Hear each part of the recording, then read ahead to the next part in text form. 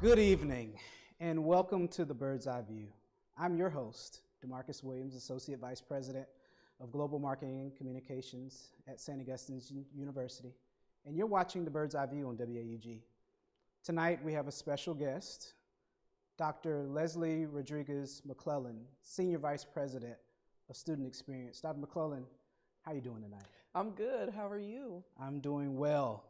All right, let's jump right in. Okay, let's do it. Dr. McClellon, you have had a unique journey prior to coming to St. Augustine's and since you've been at St. Augustine's University. How have you navigated through this whole situation that we've been in, and how have you been able to maintain the support of the student experience staff amidst these challenges? So let me start with the staff first, and thank you for having me. This is a great opportunity to talk about St. Augustine's University, our students, our staff, our faculty, and what we're facing, but how we are working through this. So we're going to bring the positivity because we are working through this. We're here for our students. We're here for the community. We have a job and an obligation, and so how we're working through that is we have a job and an obligation. With my staff and with the faculty, we know as long as we have students and they are engaged, we need to be engaged. So they're our inspiration, really our students. I know they think we inspire them all the time, but they also inspire us. So that's how we're navigating. That's how my staff is navigating. There's not been a thought about we can't be here, we're not going to do this. Through all of these challenges, how can we help? How can we pitch in? That's the question. How can we make this a better student experience for our students? And we have commencement coming up on Saturday. That's the finish line for all of us. This is the moment we've been waiting for. The 4 years of watching that student start as a freshman, go to their sophomore year, junior, senior. They're going out there with great jobs, great opportunities. They've had miraculous opportunities in some cases. We've had students visit with the Vice President of the United States. We've had students go sit at the U.S. House of Representatives. We've had students here with legislators. We've had our students meet kings and queens. It's been awesome for them. It's been exciting for us. That's why we stay. That's why we do what we do. And so this commencement, we will see every student walk across that stage and know their story. And that's what inspires us. And that's why we're here. So that's why we do what we do. Thank you. And given the Division of Student Experience, I know it's a unique name that most people are used to in higher ed, but can you describe a little bit what student experience entails and maybe just share some stories about some of our unsung heroes within the division? So what we do, most people know student affairs and not student experience. And student experience is coming, more commonplace in higher education because it is about the student experience. From the time we start recruiting that student until they sit in that seat in the classroom, and then all of those experiences outside of the classroom, that's what we're responsible for. We work a lot in conjunction with academic affairs to make sure that experience is, holistic and well-rounded for the students. So your recruiters, that's, the front line of the institution. Those are the people who go out, everyone knows recruitment. You come in through admissions, the registrar's office, you see an advisor, financial aid, which is very crucial, for the student experience. We need money to go to school, not only the money from the federal government, but scholarship money. So that's what the financial aid office, what they do. We have TRIO programs, which are federal programs. Those are programs that are K through 12 and also higher ed. So we have a group of people that go out into the high schools in 8 counties here in the state. And they engage students, they provide tutoring services, and just a path to college. Once they get here, we have student support services. And then a year ago, we received the McNair TRIO program, which is a program to help students go to graduate school, master's and doctorate programs. A lot of research here at St. Aug, not only our STEM programs, but our liberal arts programs as well. So that program helps those students to be able to go on for a master's and a doctorate. So, that's part of what we do. We also have the health center. We also have the counseling center. What else do we do in student experience? We have, how could I forget? Student engagement staff. Student engagement. So clubs and organizations, Greek life, our royal court. That every opportunity that those students have to go out and engage, we do that. And then we also have professional studies in our area. This is a department that I created once I came because I want us to get more into the workforce development aspect of higher education, continuing education, certifications. We do that, but we needed to really center that and make sure we're going at it really well. It's our goal that one day when our students graduate, and this is very soon, that they will walk across the stage not only with a degree but a certification. Because if they are certified in several areas or specialty areas, that makes them more marketable in the workplace, and that's what we want to happen. But we also want to service our community. So our career services area, which reports to that department, testing, those are revenue generating areas. So testing department, we give different types of tests, not only to our students, but to our community. Career services, we offer services to our students, jobs, internships, those types of services, clothes, we do workshops with them, resume building, but we also offer that to the community. So that's another way to generate not only interest in St. Aug, but also revenue to St. Augustine's University. So we're all over. That's what we do in student experience. It's not only the student experience, it's the community experience. So we may be changing that name too. So Dr. McClellon, that is a tremendous amount of responsibility, a lot of staff that are involved in this, and there's been so many headlines about St. Augustine's University. So several stories that are going out about the university. But in your words, with many people in the Division of Student Experience who are on the front lines, regardless of the challenges, what stories should be told about the unsung heroes within the Student Experience Division? Well, what comes to mind right away is housing. You know, the students are here. Although we had students leave for remote, we have about 160 students who remained on campus for various reasons. Our track and field, they are still competing. We have our seniors who are graduating who lived in housing. We allowed them to stay. We have students who have jobs and internships. They needed to continue with that. So we still have students on campus. So housing has done a phenomenal job working with the students, still activities, student engagement. I mean, everything is still the same, right? So we had to do that. But also, I want to give shout outs and kudos first to our community for answering the call on our 33 Falcon Days to help feed our students who are still here. Our churches, our community leaders, our clubs and organizations around the city, our civic groups, our fraternities and sororities, individuals, just thank you for what you've done.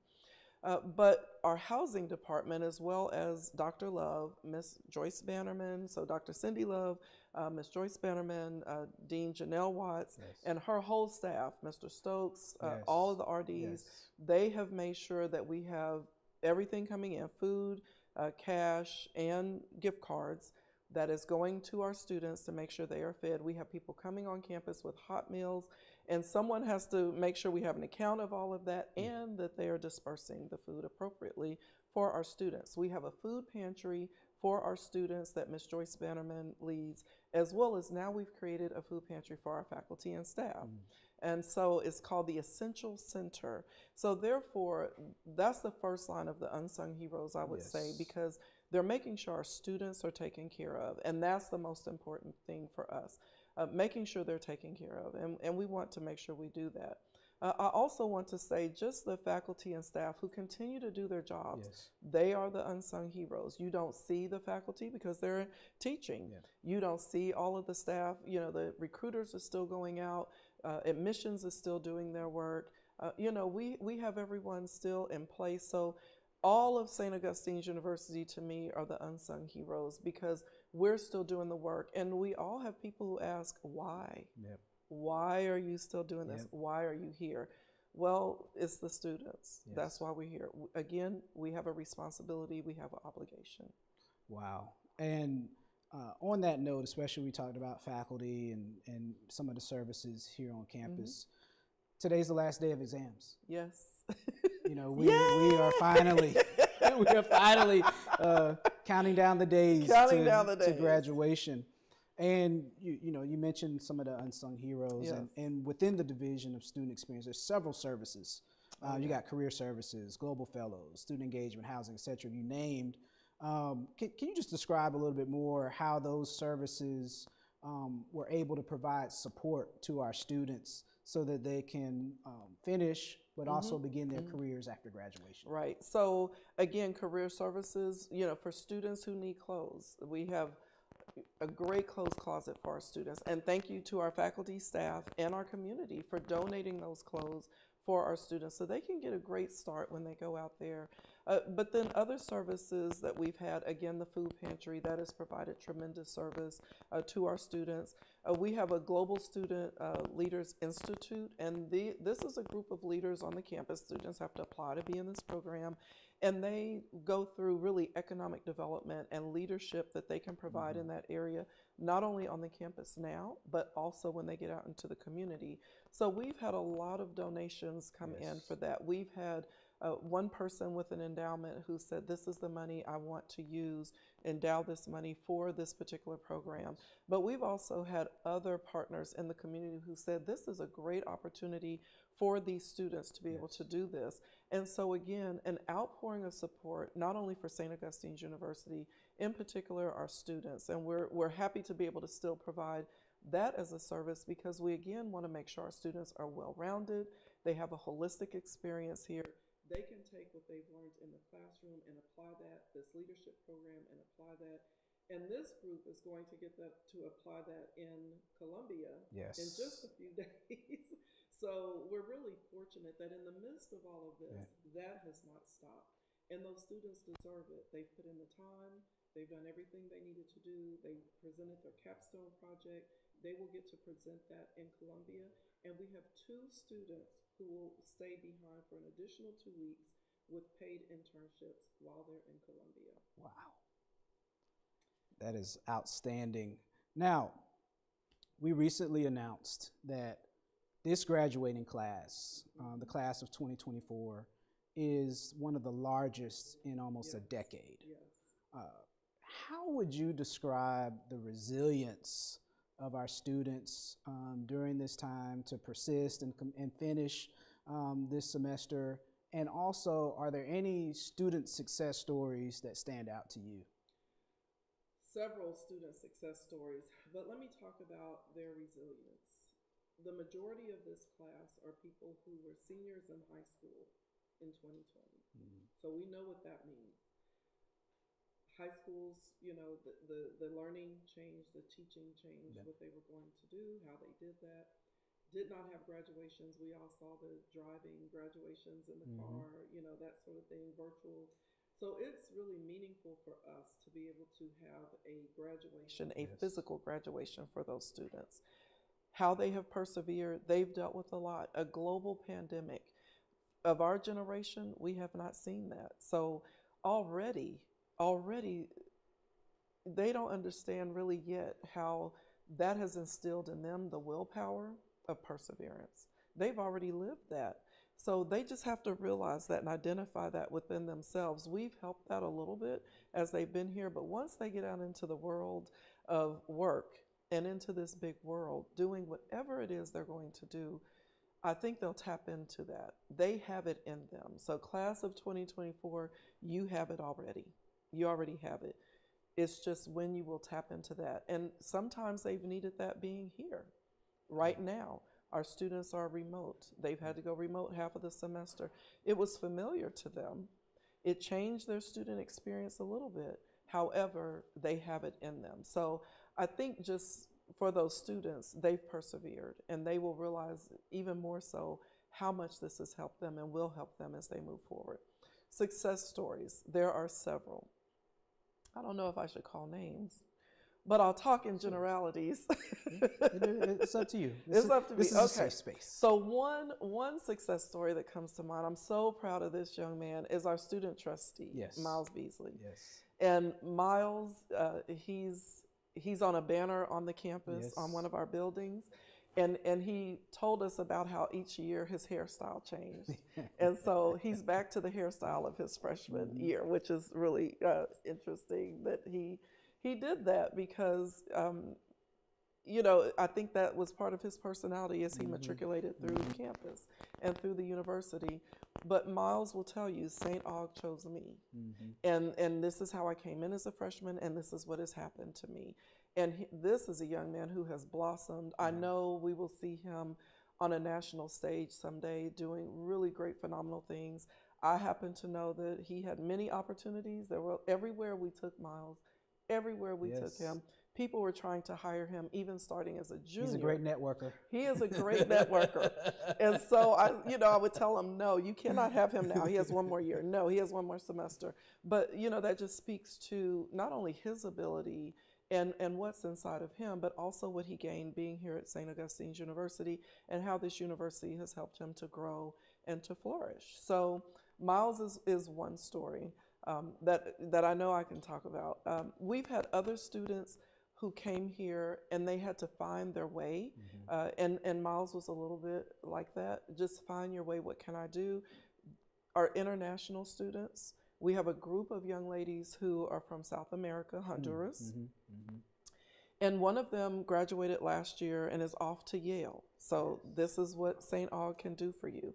But those young ladies, although they felt welcomed in this environment, HBCU, they didn't see a difference, but they wanted to know, what is my place here? And so through some mentoring of staff members, they found that, okay, I'm going to attend events, and when I have events, people will come. And so that cultural exchange, just watching them grow, flourish, be at the football games, be at the basketball games, wearing their St. Aug swag, going to the different events on campus, whether it's student activity, student engagement, chapel, very involved in chapel. They really got into this environment and they found their place, and then they made their place. Yes. And that's really exciting to see. So students can come here and accomplish whatever they want. We have to make sure, as the staff and the faculty of this institution, we're providing the platform, we're providing them the opportunity, we are there with them and for them, and then we let them run with it. And so that is another group of students that I saw. They came and they made their own place, and they are flourishing here at the institution. Yes. Yeah, and then they have so much school spirit as well. A lot, yes. Now, we want to talk a little bit about the future. Okay. We sent out an announcement just today to our students. There's a lot of questions about summer school, fall registration. Where do we currently stand as it relates to enrollment for the fall? Okay. So enrollment for summer will begin.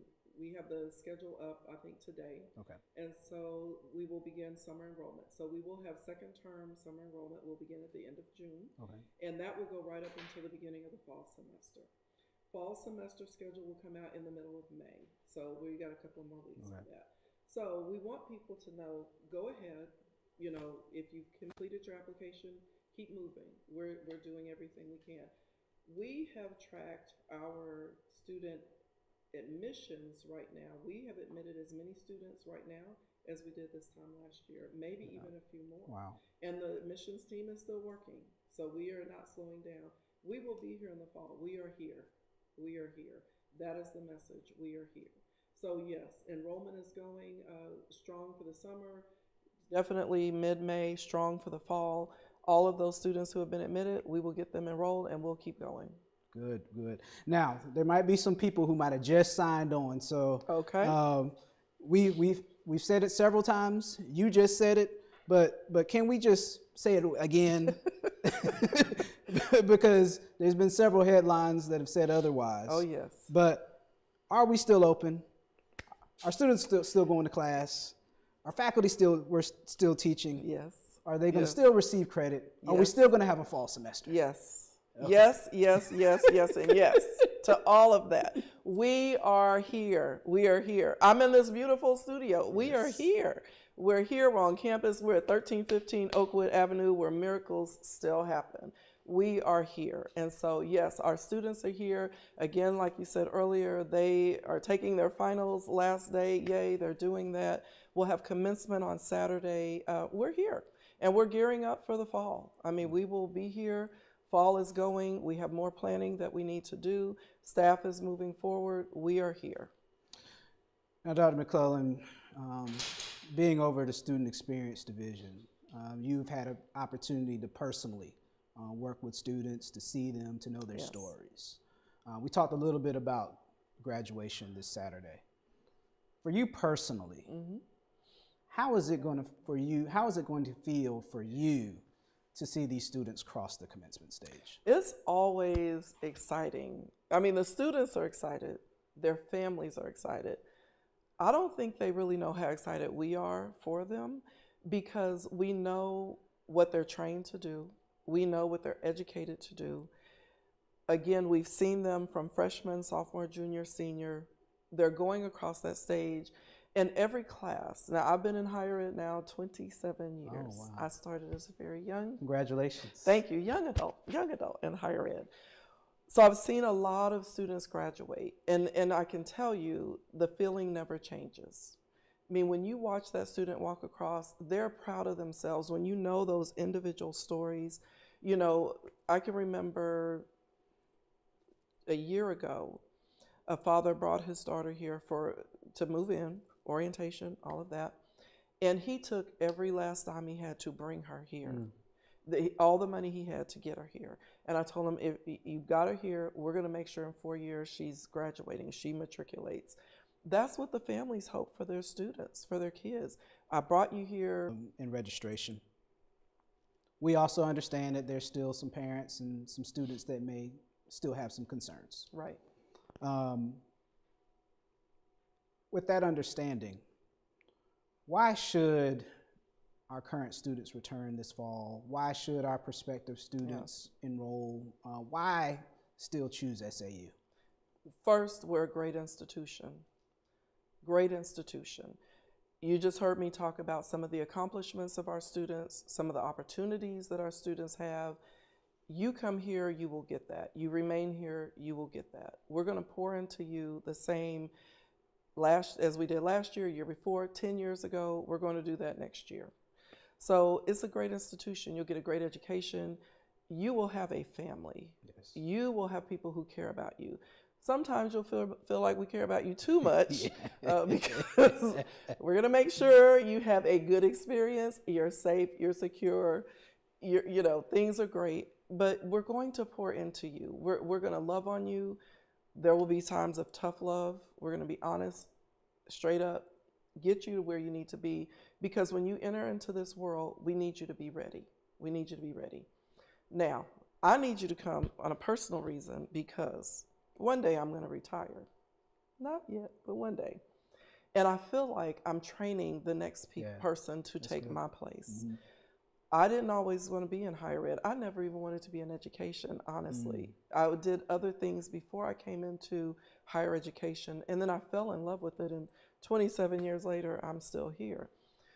But the one thing we don't do is sell higher education as a career. A lot of people just fall into this. That's very true. So as I'm talking to students, I'm telling them, this is a great place to work. Higher ed is a great place to be. Mm-hmm. You too can influence someone else's life. And if you love that, first come get educated, let us train you, and then go forward and come and do this. So I need you to do it so I can retire. I need you to be a good leader, because we need good leaders. You know, in this country, not only in this institution, who knows where you're going to go? Look at the Vice President of the United States. When she was matriculating through Howard, did they know they were actually teaching, educating the first female vice president of this country? No, they didn't know that. Very proud of that. HBCU education, you see where that will get you. And there's so many more stories like that. So come here, we can help you go where you need to be. That was a great pitch. That's why you're the SVP of Student Experience. Gotta do it. On a positive note, and you mentioned this earlier, there has been an overwhelming amount of support in the last month, coming from various community partners, churches stepping up to feed our students, many community partners helping to support the food pantry. Yes. We just had a great concert over the weekend. Yes. Can you just describe, especially working more closely with a lot of these groups, how does it feel to see more people coming forth to support the university, to support the Falcon Pride Initiative, and how has this impacted the morale of your staff to continue providing services for our students? It's really been overwhelming to one degree because people are just pouring out. I mean, they heard the need, they heard the call, they see the need. And fortunately, you know, another good thing about being here, we have the community working here. So some of the pastors who have supported us, they're part of an organization, REMA. They work here as adjunct professors here at SAU. So they know firsthand what we're dealing with. And they went out and they spread the word. And then we got the word out to other people. And it's just been overwhelming for what, you know, the people have done for us, the community. They're coming out and they're saying, we want to help. How can we help? The morale of the faculty and staff seeing that, hearing that, I think that has really helped us in that, you know, we're not doing this in vain. There is another avenue. When we had to figure out how will we feed the students, you know, we're putting our heads together. I can say we did have Shaw University, you know, say, hey, we can help you do this. But, you know, and that was really great. And I have to say, this is our sister school. Yes, we're 6 minutes away from one another. You know, we may be competitors on the field and the court, but when it came time, you know, they were willing to assist us. So just that helps you know you're doing the right thing. People see you're doing the right thing, and they want to help you when you're doing the right thing. So it's just been great for the staff to see that, feel that, and to know our community really cares about us. Despite, you know, some of the comments and things that are being put out there, the community still believes in what we do. And they know there's a purpose for St. Augustine's University. Amen to that. And in addition to that support from our community partners, you talked about the trip to Columbia. We received $35,000 in donations for our students to get down there. Can you tell us a little bit more about how that took place? So again, we have a particular person who started an endowment for leadership training. And when we told the person this is what we're going to do, this is our 3rd year with the program. 2nd year, they're actually traveling internationally. So they said, we want to help. Then other people said, we want to help this cause. And it's not just our students engaged. This program engages students from Africa and the Bahamas, different schools. They participate in this training virtually. And then we have trainers who come from all over the world to do the training with the students. And so when people just hear about that program, they want to give to the program because they know this is pivotal for the students. This is a pivotal opportunity, is great for them. And then the travel international. So, you know, a lot of the students did not have passports. So that whole process. So talking about that holistic, well-rounded student, now you know the passport process. And we told them your passport is 10 years, keep it up. In 10 years, you know, make sure you renew your passport because you never know. You get on a job, the opportunity there, and they say, do you have a passport? Imagine how you'll feel if you say, yes, I have a passport. And then you get this great opportunity to go do something really wonderful because St. Augustine's University had you in this program, this was your experience. So, you know, when people just hear about what our students can accomplish, they hear about their project, what they have to do, and economic development is such a great impact globally. They want to donate to this. They want our students to have that great experience. And it's important to know this isn't the first year. This is we just completed our 3rd cohort. This is the 3rd cohort, yes. Last year they went to the Bahamas. The first year there was not a travel component. However, every year we still have those students participating with us from across the globe. And this year, the first year, we had Shaw University students participating in the program as well. So, you know, we opened it up because they heard about it and they said, well, how can we do this? So we want to make sure, you know, we're providing just our young people with an opportunity.